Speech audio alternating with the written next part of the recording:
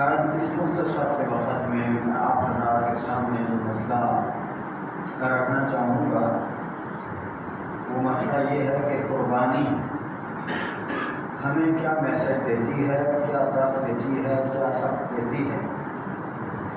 بے شمار اسباب اور دروس قربانی سے ہمیں حاصل ہوتے ہیں، لیکن ان اسباب اور دروس میں سے سب سے اہم درس، سبق اور مسئلہ اور میسج ہمیں یہ جو قربانی سمجھاتی ہے وہ یہ اللہ تعالیٰ کی توحید، لہذا یعنی اللہ تعالیٰ کی اطاعت و فرما برداری جو ہے خالص صرف اور صرف اللہ ہی کے لیے ہو۔ اس حوالے سے آپ حضرات کے سامنے کچھ گزارشات کروں گا، اللہ مجھے صحیح بیان کرنے کی ہم سب کو کی فرمایا اِنَّا أَعْطَيْنَاكَ الْكَوْثَرَ، یقیناً بے شک ہم نے اے نبی صلی اللہ علیہ وسلم ہم نے آپ کو خیر کثیر عطا فرمایا، یعنی بہت زیادہ بھلائی اور خیر ہم نے آپ کو عطا فرمائی، جس میں نبوت اور رسالت، اسلام دین، ایک فرما بردار امت، جنت کی نعمتیں اور بے شمار معجزات، اور اسی طرح حشر کے میدان میں جو حوض نبی کریم صلی اللہ علیہ وسلم کو اللہ عطا فرمائے گا، جس کے بارے میں نبی کریم صلی اللہ علیہ وسلم نے فرمایا کہ محشر کے میدان میں اللہ مجھے ایک حوض عطا فرمائے گا جس کا پانی شہد سے زیادہ میٹھا اور برف سے زیادہ سفید ہوگا، اور جس کے پیالے آسمان کے ستاروں سے بھی زیادہ ہوں گے، اور جو یاقوت اور موتیوں پر وہ نہر بہتی ہوگی، اور جس کی مٹی فرمایا کستوری سے زیادہ عمدہ ہوگی، وہ حوض بھی شامل ہے اس میں۔ تو فرمایا جب ہم نے آپ علیہ السلام کو اتنی نعمتوں سے، اتنی بھلائیوں سے نوازا ہے کہ جن کو شمار کرنا امپاسبل، ناممکن ہے، تو فرمایا آپ کو چاہیے کہ آپ اللہ تعالیٰ کے شکر کو ادا کرتے ہوئے فصلی لربک وانحر، اپنے رب کے لیے نماز پڑھیے اور قربانی کیجیے۔ حالانکہ نبی کریم صلی اللہ علیہ وسلم کا کوئی بھی عمل ہے وہ اللہ کی رضا کے لیے ہے، خالص، کسی قسم کا کوئی شک و شائبہ نہیں ہے۔ اس لیے اللہ نے نبی کریم صلی اللہ علیہ وسلم کے عمل کو معیار اور اسوہ، بہترین اسوہ، بہترین نمونہ، بہترین آئیڈیل قرار دیا۔ لقد كان لكم في رسول الله أسوة حسنة لمن كان يرجو الله واليوم الآخر وذكر الله كثيرا۔ فرمایا جو اللہ و آخرت پر امید، اللہ و آخرت پر جس کا ایمان ہے، جس کو یہ امید ہے کہ میں نے مرنا ہے، اس دنیا سے جانا ہے، آخرت میں رب تعالیٰ سے میری ملاقات ہونی ہے، اور جو رب تعالیٰ کو بہت زیادہ یاد کرتا ہے، یعنی اہل ایمان میں سے ہے، تو اسے چاہیے نبی کریم صلی اللہ علیہ وسلم کے اعمال کو دیکھے، آپ کی سیرت و کردار کو دیکھے، آپ کے عقائد و اخلاق کو دیکھے، ویسا بن کر کے آئے جیسا محمد رسول اللہ صلی اللہ علیہ وسلم ہے، تب عند اللہ، اللہ کے ہاں اس کی مقبولیت ہوگی، اس کی قبولیت ہوگی، وغیرہ نہیں۔ پھر بھی اللہ تعالیٰ اپنے پیغمبر کو فرماتا ہے فصلی لربک وانحر، اے نبی اپنے رب کے لیے نماز پڑھیے اور اپنے رب کے لیے جو ہے قربانی کیجیے۔ یعنی آپ کا جو عمل ہے، آپ کی جو اطاعت ہے، آپ کی جو فرما برداری ہے، خالصتاً صرف اور صرف اللہ کی رضا کے لیے ہونی چاہیے، وگرنہ بڑے سے بڑا عمل جو ہے نا اللہ کے ہاں اس کی کوئی حیثیت نہیں ہے۔ اگر اس میں ریاکاری کا کہیں دور دور تک معاملہ ہے، شائبہ ہے، ملاوٹ ہے، دکھلاوا ہے۔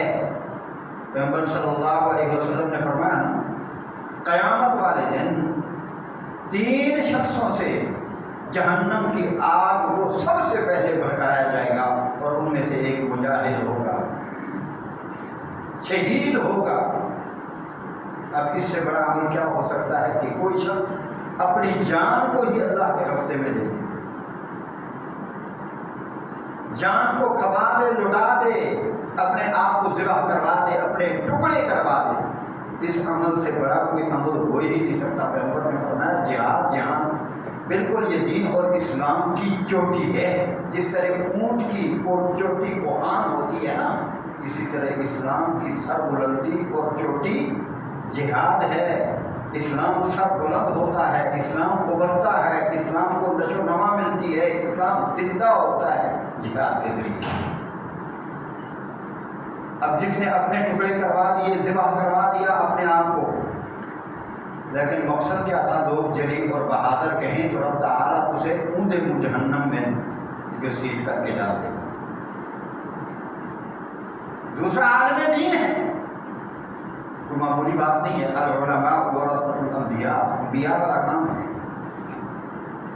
لیکن نیت صاف نہیں ہے۔ لوگ کہیں قاری تھا، بڑا عالم تھا، علم والا تھا، اونڈے منہ گھسیٹ کر کے جہنم میں ڈال دیا جائے گا۔ اور سخی سخاوت کرنے والا، راہ خدا میں دن رات انفاق کرنے والا، خرچ کرنے والا، لیکن اس کا عمل خالصتاً اللہ کی رضا کے لیے نہیں تھا، یہ وہ چاہتا تھا کہ واہ ہو جائے، لوگ سخی اور کہیں بھائی بڑا کیا ہی بات ہے، تو جہنم میں وہ ڈال دیا جائے گا اونڈے منہ گھسیٹ کر کے۔ کوئی عمل چاہے کتنا ہی بڑا کیوں نہ ہو، فرمایا جب تک اس عمل میں خلوص نہیں ہوگا، اللہ کی رضا کے لیے نہیں ہوگا، اللہ نے یہاں اس عمل کی کوئی ویلیو نہیں دی۔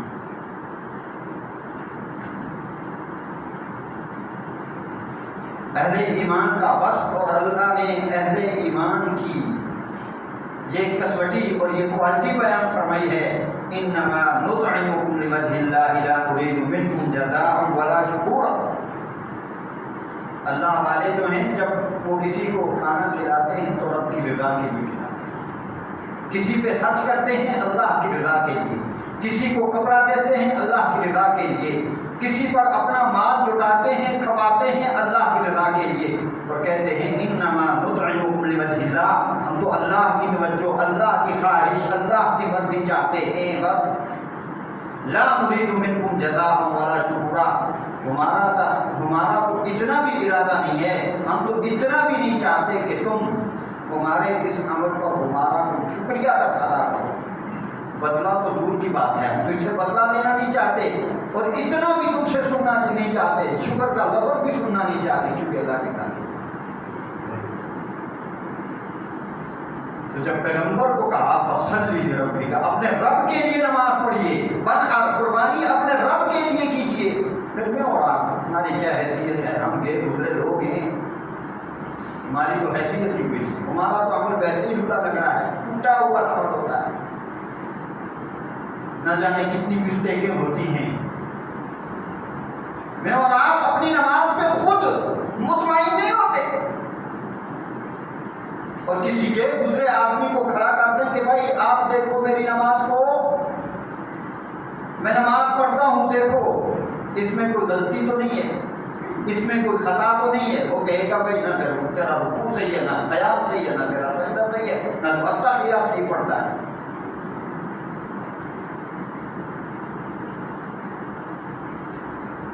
ہماری نمازیں، ہماری عبادات بھی گزری ہیں، دھلی لگی ہیں، اللہ ہماری عبادات کو صحیح کر دے۔ مرنے کی جو ہے نا بالکل پاؤں جو ہے قبر میں ہے، وقت بیت چکا ہے، گزر چکا ہے، اب جو رہ گیا ہے اس کا کوئی بھروسہ نہیں ہے، لیکن ساری زندگی بندہ اپنے آپ کو ہم بنا نہیں سکے، ہم بنا نہیں سکے۔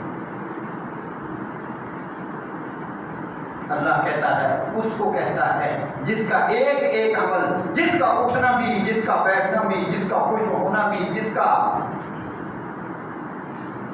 رونا بھی، جس کی خوشی بھی، جس کی غمی بھی، ہر ادا رب تعالیٰ کو پسند ہے۔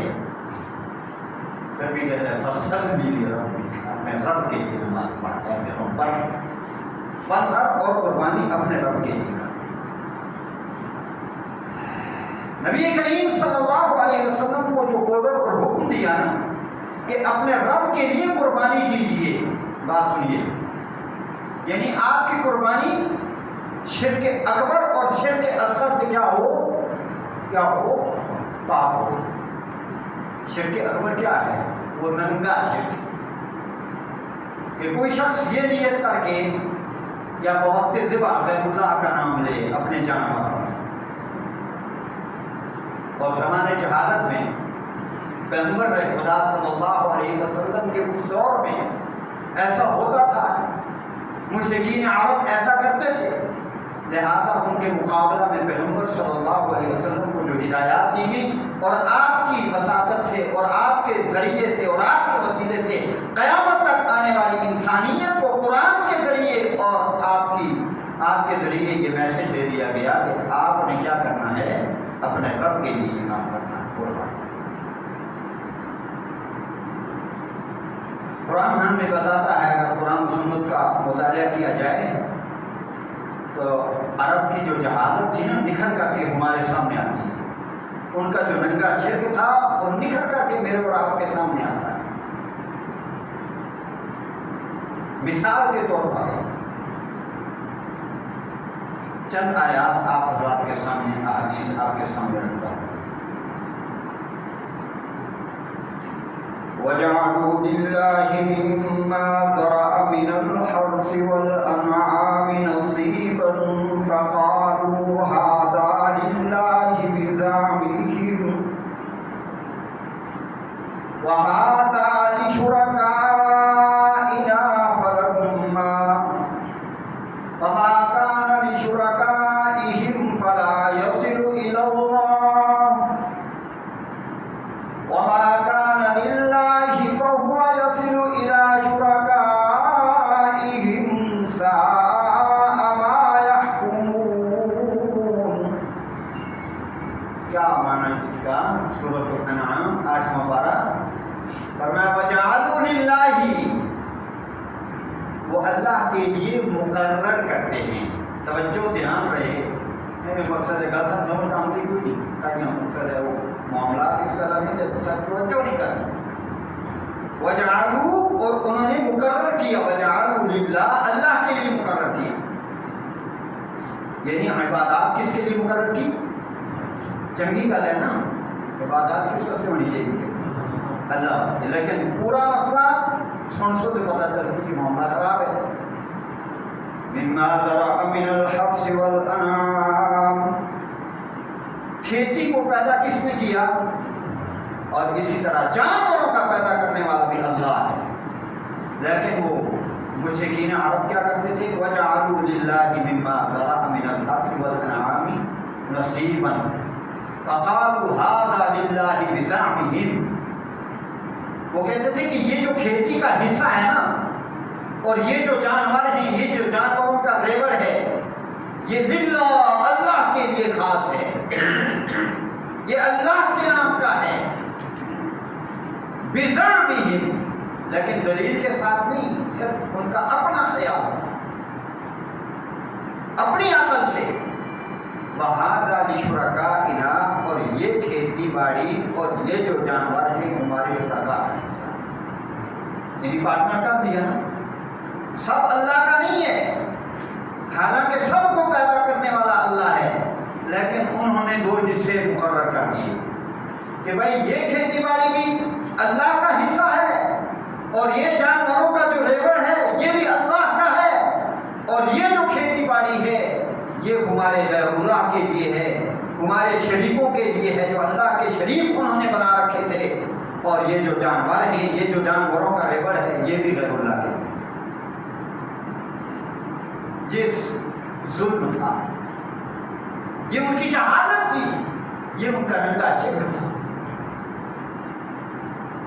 اور پھر ظلم پر ظلم یہ تھا فَمَا كَانَ لِشُرَكَائِهِمْ فَلَا يَصِلُ إِلَى اللَّهِ. شرکا کا جو حصہ تھا نا، شرکا کا جو حصہ تھا اگر اس سے کوئی حصہ چلا جائے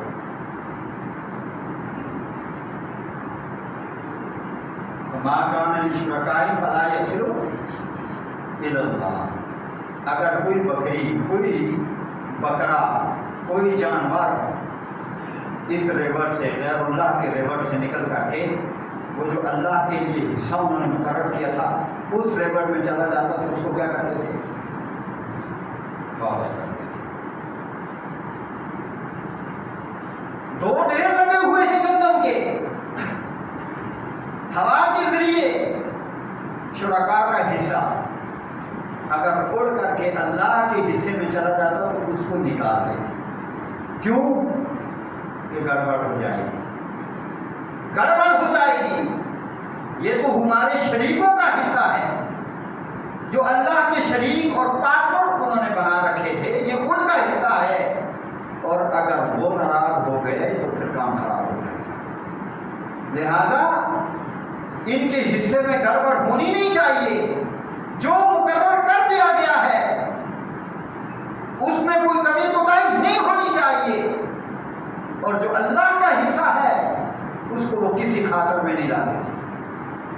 اگر اللہ کے حصے سے کوئی جانور غیر اللہ کے حصے میں چلا جائے تو کوئی چلتا ہے، کوئی اللہ کو نہیں کر سکتا۔ گویا ان کے دلوں میں غیر اللہ کا جو خوف اور ڈر تھا وہ اللہ کا خوف اور ڈر ان کے دلوں میں نہیں تھا۔ اللہ کے حصے سے وہ ڈھیر لگا ہوا ہے گندم کا یا کچھ کوئی چیز بھی ہو سکتی ہے، ہوا سے اڑ کر کے اگر غیر اللہ کے حصے میں چلی جاتی ہے تو کبھی کوئی بات نہیں ہے، چلتا ہے، اللہ کو ویسے ہی غنی ہے، اللہ کو ویسے بھی کوئی فکر نہیں ہے، اللہ کو ویسے ہی کوئی پرواہ نہیں ہے، چھوڑو۔ ہاں، غیر اللہ کا جو معاملہ ہے نا اس کو وہ سیریس لیتے ہیں۔ آج بھی ایسے ہی ہوتا ہے نا، آج بھی ایسے ہی نہیں ہوتا۔ درباروں کے نام پر جو دودھ چڑھایا جاتا ہے کیسا ہوتا ہے؟ پانی والا ہوتا ہے، خالص ہوتا ہے، خالص ہوتا ہے۔ اس مشرک کے اور اس مشرک، اس کافر اور اس کافر میں کوئی فرق نہیں ہے۔ وہ بھی غیر اللہ کے لیے جو حصہ ایک دفعہ مقرر کر دیتا تھا اس کو خالص رکھتا تھا غیر اللہ کے لیے، اس میں کبھی کوتاہی نہیں ہونے دیتا تھا، لیکن اللہ کا حصہ ہے، کوئی پرواہ نہیں ہے، کوئی فکر نہیں ہے۔ بزنس کاروبار کی اجازت اللہ نے دی ہے نا، تو اللہ نے یہ کہا کہ تم کیا اس کو خرید، مقصد ہے اس کو بیچو، اس کو فروخت کرو، اس میں پانی ڈال کر کے نہیں، لوگوں کو پانی پلایا جاتا ہے۔ لیکن دربار کے نام پر جو بکرا ہوگا، دربار کے نام پر جو دودھ ہوگا، دربار کے نام پر جو گندم ہوگی وہ خالص ہوگی، لیکن جو لوگوں کے اندر فروخت کی جائے گی، بیچی جائے گی، وہ جیسے بھی ہو، کوئی پرواہ نہیں ہے، کوئی فکر نہیں ہے، ڈر ہی نہیں ہے، اللہ کا خوف ہی نہیں ہے۔ تو یہ دو قسم کے ظلم اور ستم کرتے ہیں، ایک تو غیر اللہ کے لیے حصہ مقرر کرنا، اور دوسرا پھر غیر اللہ کے لیے جو حصہ مقرر کرنا ہے اس میں کمی کوتاہی نہیں ہونے دینی ہے، اس کو خالص رکھنا ہے، اور جو اللہ کا حصہ ہے اس کو کسی خاطر میں نہیں لانا ہے، اور اس کی حیثیت نہیں سمجھنا ہے، ٹھیک ہے کمی کوتاہی ہوتی ہے تو ہوتی ہے، کوئی مسئلہ نہیں۔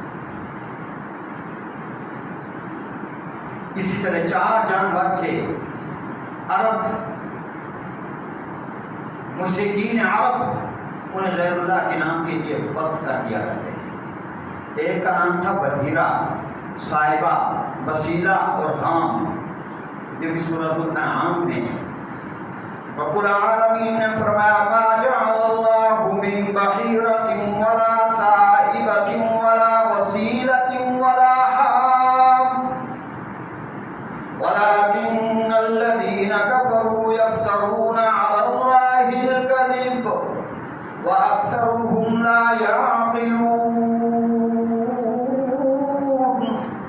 بحیرہ کو، صائبہ کو، وسیلہ کو، حام کو اللہ نے غیر اللہ کے لیے مقرر کرنے کی اجازت نہیں دی۔ وَلَكِنَّ الَّذِينَ كَفَرُوا يَفْتَرُونَ عَلَى اللَّهِ الْكَذِبَ، لیکن یہ کافر ہے، یہ مشرک ہے، یہ بے ایمان ہے، یہ اللہ کے ذمے جھوٹ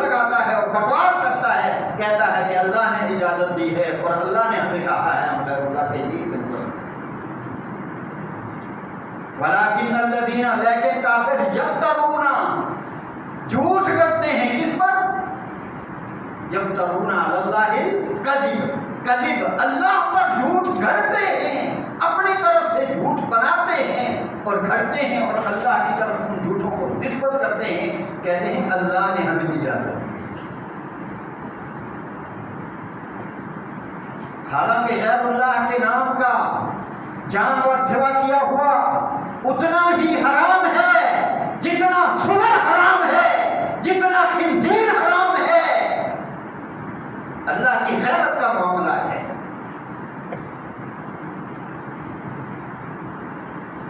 تین چار مقام پر قرآن کریم کی اس آیت کو رب تعالیٰ نے روایت کیا ہے اللہ نے اپنے کلام میں، انما حرم علیکم المیتۃ، مردار کیا ہے؟ حرام ہے۔ بھائی کیوں حرام ہے؟ رب تعالیٰ تمہارا تحفظ چاہتا ہے، اسلام تمہارا تحفظ چاہتا ہے، تمہاری صحت کا خیال ہے اسلام کو، کیونکہ جو میتۃ ہے، مردار ہے، ممکن ہے کسی طویل مرض کی وجہ سے مر گیا ہو، وہ ممکن ہے کہ نہیں؟ کیوں مرے بھائی؟ امکان ہے کہ نہیں کہ اللہ کہتا ہے بیمار جانور اسی کو کھان دینا، پیچھے لکھے سائی دعا دیں گے، اللہ کہتا ہے اسی کو نہیں کھان دینا، ایسا چاہتے ہیں کہ تسی صحت مند رہو۔ امکان ہے، ممکن ہے کوئی زہریلی چیز کھا کر کے مرا ہو اور وہ گوشت تمہاری صحت کے لیے صحت مند ثابت ہو سکتا، مضر ہے، نقصان دہ ہے، تکلیف دہ ہے، اس لیے فرمایا میتۃ کو ہم حرام کرتے ہیں۔ اور حکمتیں ہو سکتی ہیں، انما حرم علیکم المیتۃ والدم، دم کا کیا معنی؟ خون، وہ خون دم مسفوح جو بہہ جاتا ہے، نہ جانے اس میں کتنے جراثیم، بہت جراثیم اور ہلاکت دینے والے جراثیم موجود ہوتے ہیں، فرمایا وہ بھی ہم تمہیں پینے دیتے نہیں ہیں۔ تمہاری صحت کا اسلام کو اللہ کو خیال ہے، اللہ تمہارا تحفظ چاہتا ہے، اسلام تمہاری سیفٹی چاہتا ہے۔ اور فرمایا ولحم الخنزیر، خنزیر کا گوشت بھی ہم تمہیں کھانے دیتے، اللہ کیا وجہ ہے؟ فرمایا حکمت تو وہی جانتا ہے، لیکن کچھ حکمتیں، کچھ راز علماء دیکھتے رہتے ہیں۔ ایک تو فرمایا یہ گندگی کھاتا ہے، ہر گندگی کھا جاتا ہے، دیوس اور بے شرمی بھی اس میں پائی جاتی ہے، اور دوسرا خنزیر کھانے سے جسم کے اندر ایسے داغ دھبے پڑتے ہیں اور ایسے انسان کی سکن کے اندر اور انسان کی جلد اور اس کے جسم میں ایسے موٹے کیڑے پیدا ہو جاتے ہیں۔ وہاں دیکھو یورپوں میں ہوتا ہے،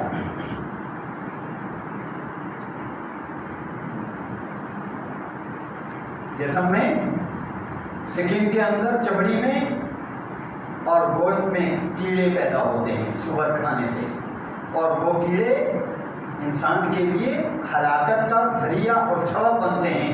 اللہ چاہتا ہے ہم تمہیں ہلاک کرنے، ہم تمہیں ہلاک ہونے نہیں دیں۔ اور چوتھے نمبر پر وما اہل بہ لغیر اللہ، وہ جانور جو غیر اللہ کے لیے نام زدہ کر دیا گیا ہے، مقرر کر دیا گیا ہے، یا بوقت ذبح اس پر غیر اللہ کا نام پڑھ دیا گیا ہے، یا بوقت ذبح تو نہیں، بوقت ذبح رسمی طور پر بے شک اللہ کا نام کوئی پڑھتا ہے، لیکن نیت یہ ہے کہ غیر مجھ سے خوش ہو جائے، اس کا تقرب حاصل ہو جائے، اس کا قرب حاصل ہو جائے، اس کی نزدیکی حاصل ہو جائے، اور پھر وہ مجھے رب کے نزدیک کر دے، یہ بھی ایسے ہی حرام ہے جیسے تو حرام ہے۔ یہ 11ویں 12ویں سب اسی میں ہے۔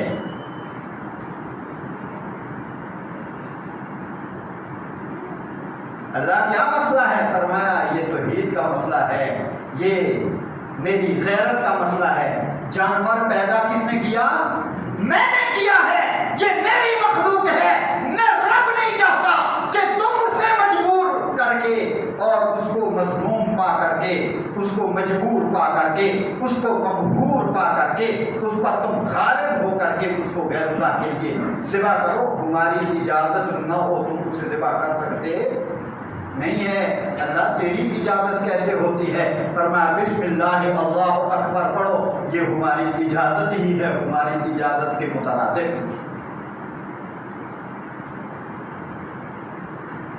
جانور میرا، تم بھی میری مخلوق ہو، اور تمہیں جائز نہیں ہے کہ ہماری اجازت کے بغیر ہماری مخلوق میں تصرف کرو۔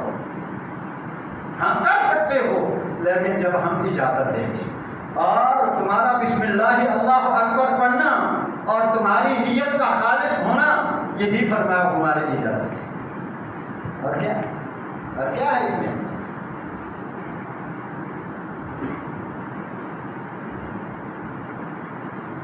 نبی کریم صلی اللہ علیہ وسلم نے فرمایا لوگو لعن اللہ لعنت کرے اس آدمی پر من ذبح لغیر اللہ، جو غیر اللہ کے لیے جانور کو ذبح کرتا ہے، دربار کے نام پر، پیر کے نام پر، فقیر کے نام پر، فلاں نبی کے نام پر، فلاں ولی کے نام پر، اس کا تقرب، اس کا قرب، اس کی خوشبودی حاصل ہو جائے اور وہ مجھے اللہ کے قریب کر دے، یہ نیت ہے تو اللہ کی قسم پکا ٹھکا بندہ کافر ہے۔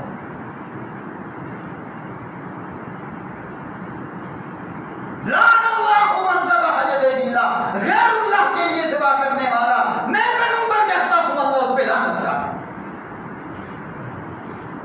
اور لعن اللہ من لعن والدیہ، جو اپنے والدین پہ لعنت کرتا ہے، میں محمد بد دعا کرتا ہوں اللہ تو اس پہ لعنت کر۔ لعن اللہ من آوى محدثا، تیسرے نمبر پر فرمایا جو کسی بدعتی کو اجازت دیتا ہے، اس کو ٹھکانہ دیتا ہے، اس کی ہیلپ اور مدد کرتا ہے، میں محمد کہتا ہوں اللہ اس پہ بھی لعنت کر۔ لعن اللہ من غیر منار الارض، لعنت کر اللہ اس آدمی پر جو زمین کے نشان کو مٹاتا ہے، چینج کرتا ہے، یعنی حدود جو مقرر ہوتی ہیں نا، حدود مقرر ہوتی ہیں، یہ زمین اس لیے لیکن وہ گڑبڑ کرتا ہے، جلدی مارتا ہے، لوگ کو بھی جانتے ہیں۔ فصلی لربک وانحر، نماز کس کے لیے ہے؟ رب کے لیے ہے۔ قربانی کس کے لیے ہے؟ رب کے لیے ہے۔ قربانی زندگی کا مشن سمجھاتی ہے، زندگی کا مقصد سمجھاتی ہے۔ فرمایا محمد رسول اللہ صلی اللہ علیہ وسلم اعلان کرو نا، اللہ کیا اعلان کروں؟ فرمایا ان صلاتی و نسکی و محیای و مماتی للہ رب العالمین،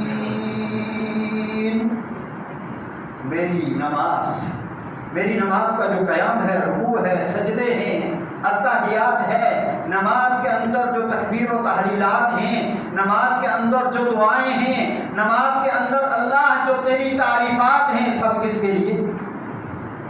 کس کے لیے؟ اللہ تیری رضا کے لیے، تیرے لیے، تجھے خوش کرنے کے لیے۔ یہ نہیں ہے کہ کوئی کہے بڑا نمازی ہے۔